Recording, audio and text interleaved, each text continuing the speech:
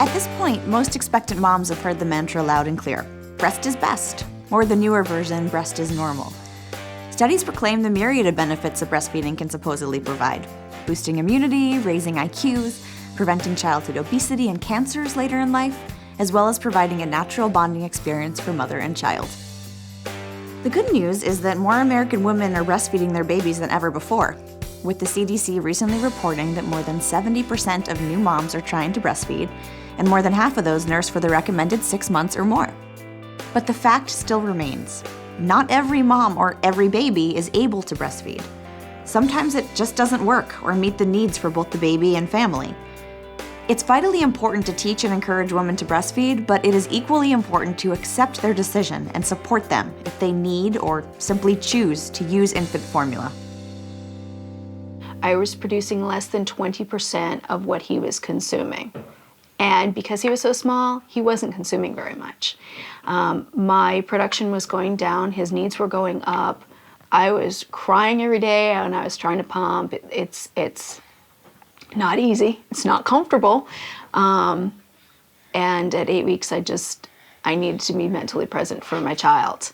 So I stopped pumping at that point. After my maternity leave was up, I went back to work, and I didn't have that luxury of like going to another room to express the milk. And I was working at a coffee shop, and towards the end of my shift, I'd be, my top would be soaked because I didn't have that time. I would sit for like hours and only get like, maybe an ounce. Yeah. And I think it's because I wasn't doing it regularly enough, so that was disappointing, It was frustrating actually, and frustration and nursing don't go hand in hand. Then it kind of dawned on them that she could have a milk and soy protein allergy. And they said, okay, still pump, stop giving her the breast milk and give her the hypoallergenic formula, which is lactose-free, soy-free, milk-free. I mean, it's just everything free.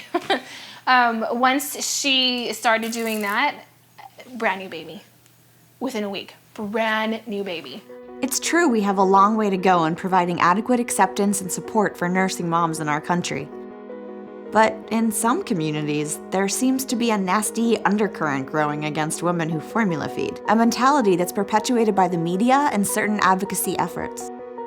The public debate regarding breast versus formula feeding has reached an all-new high this year, often painting moms who formula feed as giving in too easily, as being too self-absorbed, caring more about their own needs than those of their children, and not willing to try hard enough to make breastfeeding work in the face of serious obstacles and challenges.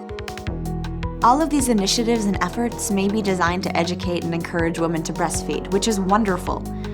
But trying to force parents to do something that doesn't work for them through guilt and scare tactics, even with government policy and legislation, well, that's when we're in danger of straying too far away from balance, reason, and respecting the choices of individual parents. It was one of those things I just always figured I would do. And then I took a breastfeeding class when I was about 30 weeks pregnant, and they scared the crap out of me. And so then it wasn't just like, yeah, I'm gonna breastfeed because that's what you do. It was more like, oh my God, I have to breastfeed or my baby's gonna die and be dumb, and lots of other things, because she the whole first hour was basically just her telling us all of these, IQs and allergies and SIDS and everything. And then she got into the logistics of it. It's hard enough being a parent. Don't need to add that stress of I'm not giving my baby the best, because we all struggle with societal pressures, and that's one that doesn't need to be put on a parent. I hear that in the middle of the country that people use bottles regularly, and that's just sort of still like the norm. But here it's not like that at all. It seems like everybody's breastfeeding, and it's assumed that you're breastfeeding. There are those who believe that every mother, even ones who have adopted their children or who are suffering from any number of physical or psychological conditions, can and should breastfeed. While they may acknowledge that some may be physically unable to produce enough breast milk for their babies, they do not accept many of the very valid reasons that other women give for why they decide to supplement breastfeeding with or switch to formula entirely. Anywhere they can state their case, through the internet, media, even playgroups. often makes those moms who formula feed feel guilty and harshly judged for their decision. What results is an atmosphere of us against them, pitting mothers against mothers.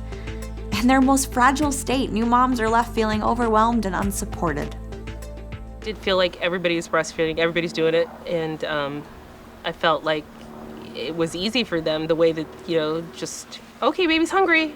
And I never had that success. It was always difficult to get a latch. It was difficult to get a full baby. And I felt like, oh gosh, I'm not good enough because I can't produce this milk.